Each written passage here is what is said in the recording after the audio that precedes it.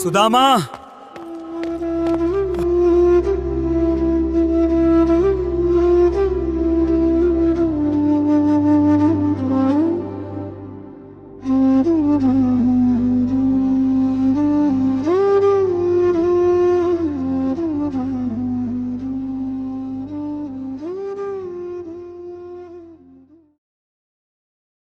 ये कहानी है एक ऐसी दोस्ती की जो न धन से बनी थी, न पद से, न किसी स्वार्थ से।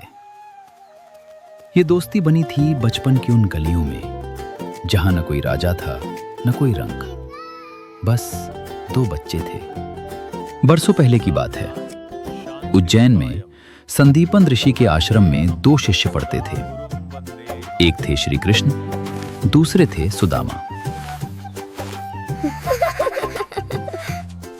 दोनों एक ही पार्टी पर बैठते थे, एक ही थाल में खाना खाते थे, एक ही छत के नीचे सोते थे। कृष्ण शरारती थे, पास के घरों से माखन चुराना, पनिहारिनों की मटकियां फोड़ना, आम के पेड़ पर चढ़कर गुलेल चलाना।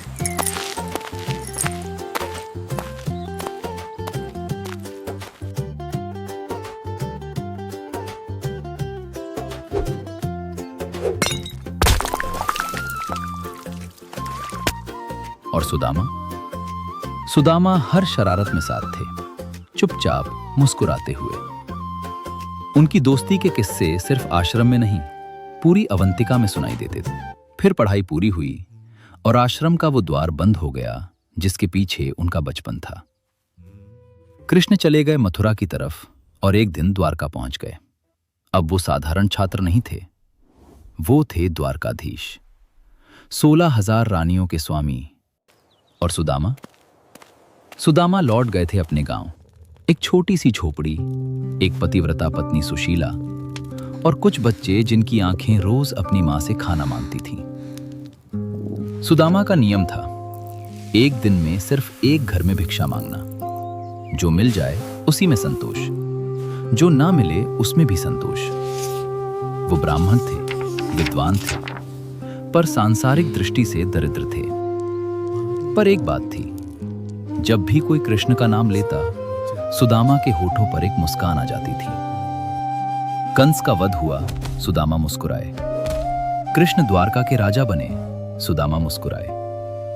महाभारत में कृष्ण ने गीता सुनाई, सुदामा की आंखें भर आईं। अपने दोस्त की हर खुशी उन्होंने दूर से ही महसूस की और हर बार मन में कहा, कान्हा तू बहुत आगे निकल गया, पर मेरे मन में तू वही है। एक रात, वो रात जो सुदामा के जीवन को बदल देगी। उस दिन चूल्हा नहीं जला था, भिक्षा में कुछ नहीं मिला था, बच्चे भूखे सो गए थे और सुशीला जो कभी शिकायत नहीं करती थी, उस रात टूट गई। उन्होंने सुदामा की आंखों में आंखें डाली और कहा, स्वामी, आपका मित्र द्वारका का राजा है और आपके बच्चे भूखे सो रहे हैं, क्या ये उचित है? सुदामा कुछ नहीं बोले, वो बस सामने रखी विष्णु की मूर्ति को देखते रहे।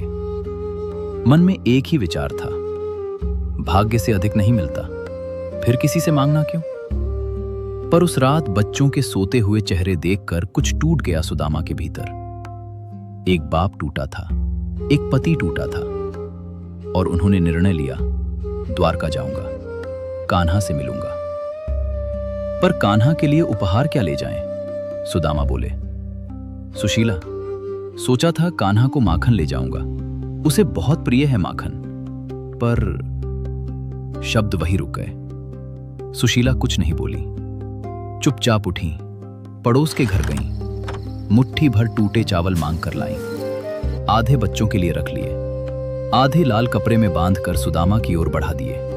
बोली, यही भेंट है, मित्र को दे दीजिएगा। सुदामा ने वो पोटली हाथ में ली, मन में सोचा, कहां द्वारका का वैभव और कहां ये टूटे चावल, द्वारपाल भी इसे स्वीकार न करे। पत्नी का प्रेम था उस पोटली में और इसलिए सुदामा ने उसे थैले में रख लिया। भोर होते ही सुदामा चल पड़े, नंगे पैर, फटी धोती, कंधे पर थैला और सीने में वर्षों की जमा यादें। 22 दिन की यात्रा, कड़ी धूप में, जलते रेत पर, भूखे प्यासे। रास्ते में कांटे चुभते रहे, पैरों से खून निकला, पर सुदामा रुके नहीं, क्योंकि हर कदम के साथ एक आवाज आती थी मन में, कान्हा मिलेगा, बस कान्हा मिलेगा। 22 दिन बाद द्वारका के द्वार पर खड़े थे सुदामा। जो नगरी उन्होंने सिर्फ सुनी थी, आज आंखों से देख रहे थे। सोने के महल, रत्न जड़ित दीवारें, रेशमी वस्त्रों में लिपटे लोग और दूर कृष्ण का राजमहल। सुदामा के पैर वहीं रुक गए। मन में एक तूफान उठा।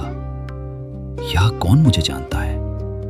फटे कपड़ों में खाली हाथ राजा के दोस्त का दावा करने वाला मैं कौन होता हूं? वो महल की ओर नहीं गए। उनके पैर मुड़ गए समुद्र की तरफ। समुद्र किनारे बैठ गए सुदामा।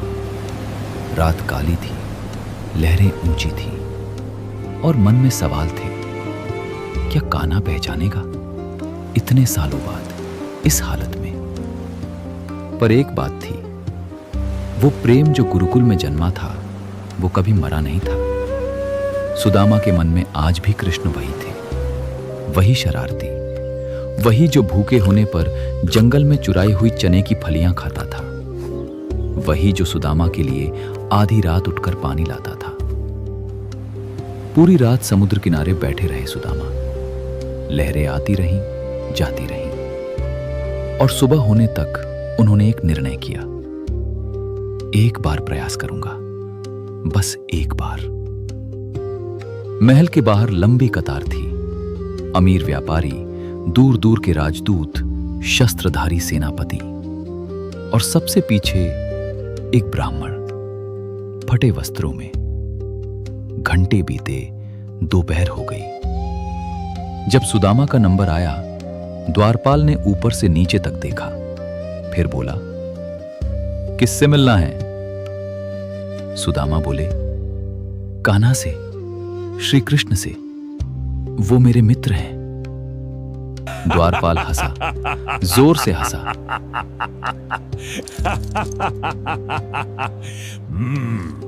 सुदामा की आंखें नम हो गईं, पर चेहरे पर मुस्कान बनाए रखी। द्वारपाल ने कहा, ठीक है, संदेश पहुंचा देता हूं। उधर दरबार में कृष्ण राजगद्दी पर थे। द्वारपाल ने आकर कहा, महाराज, एक व्यक्ति है, मैले वस्त्र हैं, नंगे पैर हैं, कहता है नाम सुदामा है, आपका मित्र बताता है। कृष्ण की आंखें चमकी। उनके चेहरे पर वो भाव आया जो किसी ने पहले नहीं देखा था। वो उठ खड़े हुए। मुकुट संभाला भी नहीं, चरण पादुका पहनी भी नहीं, दौड़ पड़े।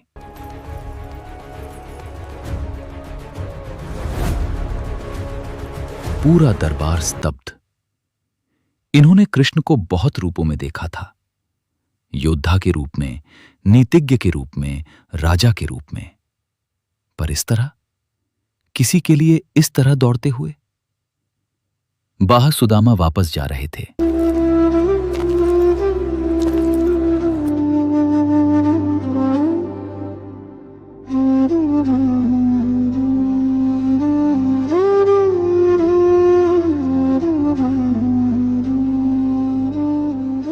सुदामा,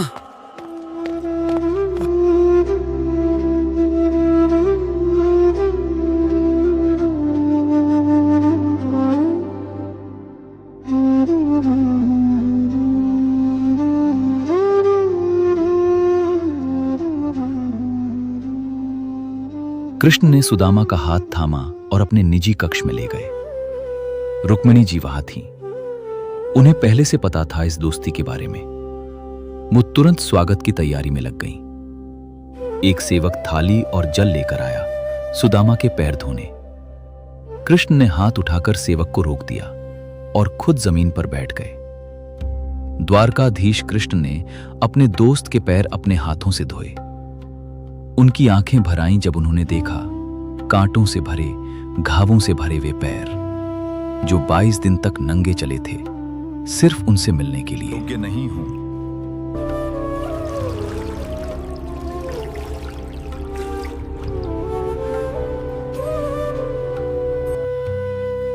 खाना खाया, गुरुकुल की बातें हुई, हंसी आई आंसू आए, दोनों साथ।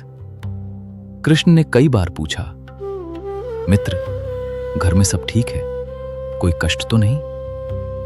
सुदामा हर बार मुस्कुराकर टाल गए। वो आए थे मांगने, पर मांग नहीं सके, क्योंकि दोस्ती में स्वार्थ का भाव लाना उन्हें मंजूर न था।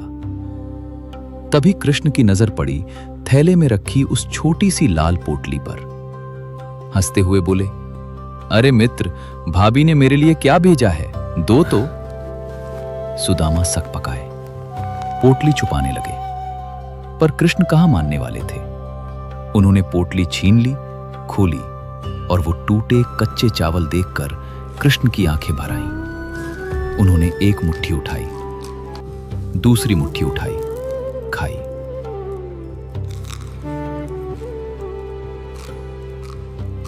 तीसरी मुट्ठी उठाने लगे, रुक्मिणी जी आगे बढ़ी।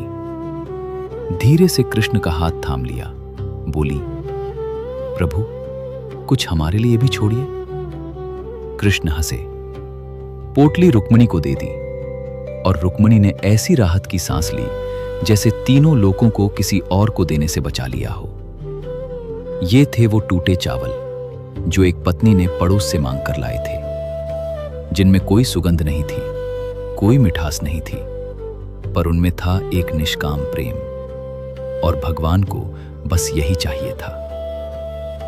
15 दिन बीत गए। कृष्ण रोज रोकते रहे, सुदामा रुकते रहे, पर एक दिन जाना ही था। विदाई के वक्त न कृष्ण ने कुछ दिया, न सुदामा ने कुछ मांगा। सुदामा चले वैसे ही जैसे आए थे, फटी धोती, नंगे पैर, वही थैला, पर भीतर से वो भरे हुए थे कृष्ण के प्रेम से, यादों से, उस आलिंगन से। रास्ते में सोचते जा रहे थे, मांगा कुछ नहीं, पर मिला सब कुछ। कान्हा की मुस्कान, यही तो धन था मेरा। और जब सुदामा अपने गांव की गली में पहुंचे, वो रुक गए। वहां झोपड़ी नहीं थी, एक भव्य भवन था। सुंदर बगीचा, खिलखिलाते बच्चे, अच्छे वस्त्र। सुशीला दौड़ती हुई आई, आंखें भरी हुई, बोली, स्वामी, द्वारका से लोग आए थे, 15 दिन में सब बना दिया, पर आपने मांगा कब? सुदामा की आंखों में आंसू आ गए, होठों पर मुस्कान आ गई। उन्होंने कुछ नहीं कहा, बस आसमान की तरफ देखा और मन ही मन बोले, कान्हा, तूने बिना मांगे सब दे दिया।